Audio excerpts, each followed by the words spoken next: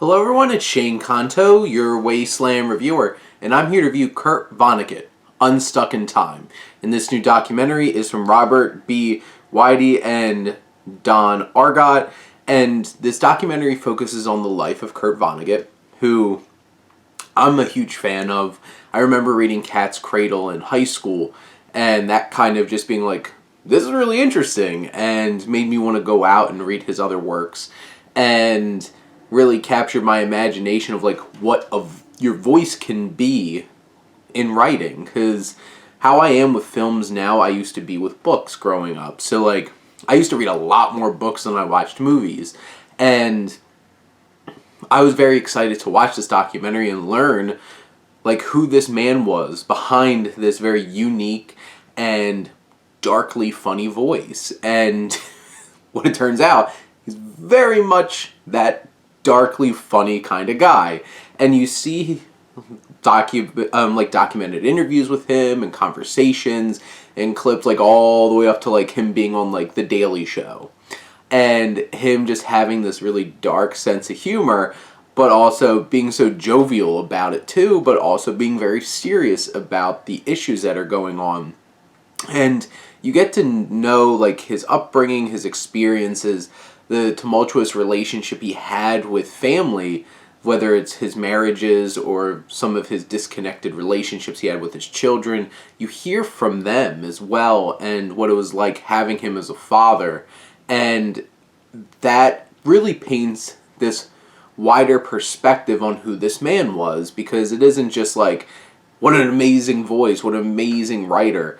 It's like this man wasn't the greatest father, wasn't the greatest husband, and definitely had issues. And like the film doesn't go like too deep into it, where it's just like we're trying to really paint like this gray look at this man, because also this documentary is wound up being directed by a friend, because this film took 25 years for them to actually put together, and Whitey interjects himself into the documentary. And I'm guessing that's why like he has his co-director here, documenting those interviews and his own perspective and what his process of creating this documentary, which feels so fitting within a documentary about Kurt Vonnegut, who would do the very same thing in his own writing. And capturing that and mimicking and homaging that voice was such an interesting choice for this documentary. And I don't think it originally was done like, hey, I'm gonna do this documentary like a Vonnegut documentary, but like it was something where it's just like, Whitey took so many years to do this. He kept pushing it off. Him talking about getting involved in Curb Your Enthusiasm and, you know, all these other things, and this friendship that he developed with Vonnegut. And like even towards the end, where he didn't even want to take out a camera or interview him, he just wanted to spend time with his friend because they connected so well over all this time.